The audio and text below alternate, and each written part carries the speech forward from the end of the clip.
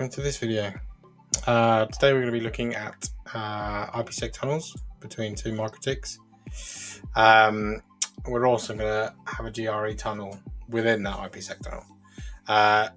Now a quick overview, we're just going to do this between two CHRs I've got deployed in AWS, and one is in Sydney in Australia and the other one is in London in the UK.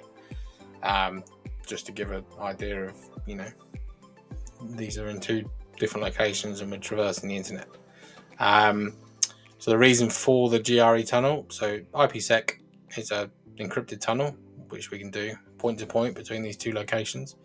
However, the GRE then gives us the ability to not only use it for things like dynamic routing, but also that it will give us an interface. So normally what happens with when you do an IPsec tunnel is you do what's called no NAT between the LAN on this side and the LAN on this side, and that basically means that it won't NAT the traffic out of the upstream network. It will pass it over the tunnel because you're advertising those routes across that. But by doing the GRE tunnel, it gives us an interface to actually point routes to.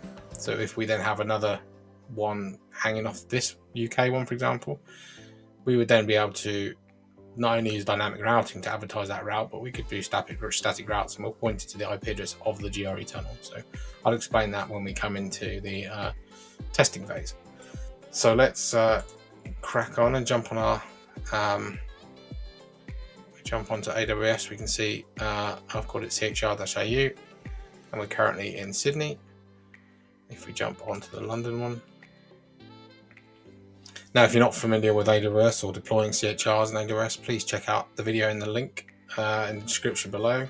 It will guide you through setting up a CHR of your own, and it also uses the free tier on AWS, which, if you follow the criteria, you basically get a whole year's worth for free. And the only thing you're going to have to pay for then is the one-off cost for the license, which is about $50 US. Which is then transferable. So if you have the CHR deployed somewhere else, you can move on to there. So let's go back to Sydney. And because this is using, the cloud version of RouterOS, you can use your own home router. If you don't currently have a MikroTik or you're looking to take that step, I highly recommend it. A good option would be a HAP AX2. So you've got a decent router there for your home. You've got Wi-Fi 6 enabled on there, sort of for 2.4 and 5 gig gigabit interfaces. It looks good. But for any other MikroTiks, I could recommend, if you're in Australia, devicedeal.com. They've got a wide range of MikroTiks at very competitive prices, and there's a link in the description as well, which check that out. But anyway, let's crack on with this. So let's jump onto our two MikroTiks. So this one's the UK one up here. This one is our Australian one. So we're going to take the Australian one as being, not that it really matters, but we'll take this as being the primary one. So we'll set this one up first. Now what we're going to do is we're going to head on to our profiles first. Oh, actually, before we do that, I'll just give you an overview. If you've seen any of my other VPN videos, I basically set up, I've used this Australian CHR, because that's where I'm based. So what I've got on there is a bridge called VPN bridge, and then I've got IP addresses. I've got an IP address on there, which when I've been using it as a VPN server, this is the range that's been dishing out. So what in this example, I've also added a LAN bridge. So this is what we're going to use to test our traffic. And then I've given that an IP range here. And I've done the same for the UK one, which obviously different IP addresses. So let's go ahead and start with the tunnel. So we go to IP and IPsec, and then we jump onto the profile. So let's add a new profile. You can use the default ones here, but I always find it's whenever I've tried to set up IPsec tunnels and I wanted to do a VPN server as well, and that uses IPsec, and I've messed up the settings and one's broke, or the new one's broke, or the existing one's broke. So I find it's just best to start afresh each time. And also, you could check all of these if you really wanted to, and it would pick the most secure. But I would always, for speed, for simplicity, just pick the ones you want. You're configuring both ends, so you haven't got to worry about any unknowns in terms of your encryption algorithms. So I always go for the more secure, the AES 256. Same for the hash algorithm, and then I use Diffie-Hellman group 14, which is 2048. Okay, that's everything on there. We'll just give it a usable name, IPsec. Okay, now we're going to go on to our peer tab. Now this is going to be, this is the name of the remote side. So this is CHI UK. The address is going to be its public IP address.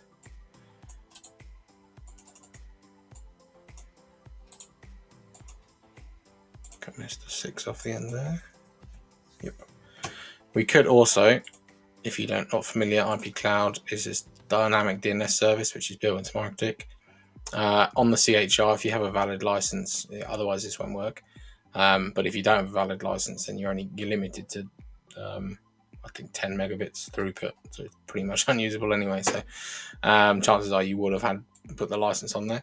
But this means it will give you the dynamic URL to resolve your IP address to if this wasn't static. But we have static on here, so I'll just stick to the IP for now. Profile is the one we just set there, and we're going to use mode IKE2 because it's one of the more secure. Okay, then the proposal, or proposal if you don't want to say it weirdly, dash IPsec, and again uncheck everything we don't want, and we just want SHA-256, and then we'll go for AES 256 CBC, and we'll just change this to the same as the Diffie-Hellman group one we used. Okay. Then on to identity. If I'm flicking through this too quickly and you're trying to pause it while you look at what I'm doing, click on the link in the description. That'll take you to my website, which has an article, which has all these step-by-step guides, has all the descriptions of what to do. It's got the CLI commands. It's also got screenshots from Winbox. So yeah, don't panic if it's going too quickly for you. And then that's everything on here. So we're using PSK for this setup. So we're just gonna, obviously that's not a very secure password. You'd use a much more secure one. But for testing, it doesn't matter. Okay. And then finally, we will set the policy. Let's go to select our peer. Tick tunnel, because on the tunnel the traffic. We're going to put on, so the source address is our local source address. This is what's going to be what's called no natted between. The source is the VPN bridge that I've set up, IP range, and the destination is going to be the other end, which I've set to the same, but just 2 as a second octet. Okay, and then on action, we will just change the level to unique and proposal to the IPsec proposal. Okay, that's that done. So at the moment, as you can see, phase 2. If you're not familiar with IPsec, it's worth reading up about it. It's a secure protocol, which means you can expand your network across the internet without using private MPLSs or your own dedicated connections, dark fibers, whatnot. You can use any public internet service, and it means your traffic will be securely routed. So last thing we're going to do is under the file for the NAT rule, which I bet I've already got still here, haven't I? Yeah, so this is already configured. So basically we'd add a new one, source NAT. We'd stick in the source address here, which is the one we're on now, the remote range, and that one, and an action accept. Okay. Now, if you've seen any of my other videos, I do prefer using the address lists, and then they would appear in here. As you can see, I've got some set already. But because we're going to do this GRE tunnel, this is going to be the only network that we want to do this no NAT. I keep calling it no natting because that's a Cisco term, but it's basically not applying the NAT onto this traffic before it sends over the tunnel. So that's already there, that's all good, set up. Now we'll get the other side set up, we'll get our tunnel up before we then do our GRE tunnel. So let's head on to, let's just repeat those steps. I'll quickly go through this one. So we're going to do profile first. Add new profile, SHA-256. I'm green 14. That traversal, okay. Give it a name. Okay, now peers. Again, we're going to need the IP address of our remote side. I can get it all. There we go. Pop that in here. Nope, we don't put it in there because we'll give it a memorable name. CHR-AU. Profile IPsec. Okay, exchange IQ2. Okay, now proposal 256 2048 proposal dash IPsec again, and then policy load tunnel peer, and then this time we're going to do this ends for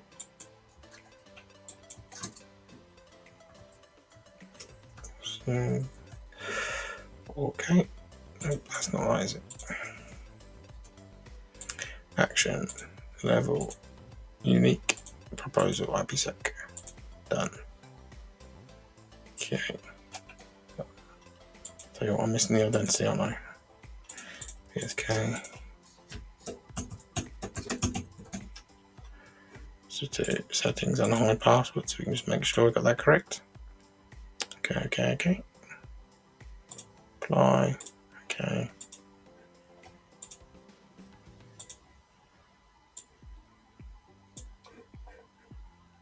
Yeah. Established. There you go. Just want to check I ticked. Tunnel I did. Good. Okay, cool. So we've established. That means our tunnel's up. If I do the, I've already probably got the NAT route enabled here as well. Yep, it's already there. As you can see, it's in the reverse. Now, in theory, I should be able to ping across that tunnel. The thing is, I need to specify the source address. So make sure it knows how to get back. Yep, 254.1. I'm going to ping our remote side. Yeah. Ping, as you can see, 265 milliseconds. It's going literally across the world. A good way to prove that it is in different hemispheres. So that's all good. Now let's go ahead and do our GRE. So let's jump back on our Australian one. Okay, interfaces. A GRE is an unencrypted. It's very simple, basic. It just has to have an IP address on both ends that it can talk to. Bring up the tunnel. If you've ever done it on Cisco, you normally have to, when you do an IPsec tunnel, you need the GRE if you're doing anything dynamic routing through it as well. You normally just need to have your source address and then your source interface, sorry, and then the remote address, and then on both sides it just needs to match. The tunnel name and ID doesn't need anything to do with it. Doesn't need to match or anything. So as long as we get, but for us we just need the local address, which is .1, and we're going to talk to 10.2.254.1. We're given a secret because we're already encrypted. Okay, apply. So that's not going to be up yet because I'll do the other end. Go back onto the UK one. Okay, so system. Interfaces. GRE. Okay, and then we'll go local address 10. 1.254. No, sorry, in the UK, aren't we? 10.2.254.1. 10.1.254.1. Okay. And wait for that to come up. Yeah, R for registered. Okay, now all we need to do is, now that's a valid interface, we can now give that an IP address. So we will give 1.1.1.1. For this end, we'll give it 2/30 because we're Don't worry about network, and then GRE. Okay, and then for the other end, we'll give it 1 IP addresses. Add 10.1.1.1/30. Keep doing that, and then GRE. Okay, so now we can ping 10.1.1.2. There, we can ping across our tunnel. Now, what the last thing we'll do, just to confirm everything is routing okay. Let's go to routes, and I've already got these set up from before when I was testing, so I was adding these static routes. So this is our remote subnet of our, what I call my LAN bridge. So we'd have the stuff hanging off the end of this, and then we're pinging that GRE end. Gateway is our GRE end on the UK one. Very simple, just some static routes. If this were obviously in a more complex real world setup, we'd use something like BGP across it. Most likely, it would be my preference. And then IP routes. Okay. And again, that's already there. LAN bridge. Oh, sorry, that is there. Stack route pointing back. So in theory, we can now ping 192.168. Where are we? UK. So we want to ping 1.1. Yeah. I've got nothing actually connected to this network on the other end, so there's nothing else I can ping other than the router itself, but that's pretty much giving you the idea that I can get to both ends on those networks. Okay, so hopefully that makes sense. I will have another video coming up where instead of using the PSK, we'll use certificates between for some added security, and then moving on to doing some more high level, perhaps do some BGP configuration, and perhaps throw in a third CHR. Maybe we can either do it daisy chained or we can do a full mesh. But if you've got any ideas of what sort of topologies you'd like, anything you're working on, anything you've tried before and have issues with, please comment below, and I'm happy to make any videos that can help anyone.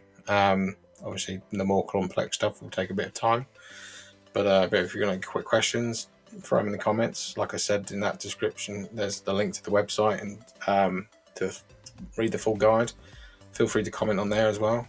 Contact me via there, and but if not, please like and subscribe, as most people say when you watch a YouTube video, but it does make a big difference in terms of motivation and making me want to make more if people are watching them. So but if not, I'll see you on the next one. Thanks.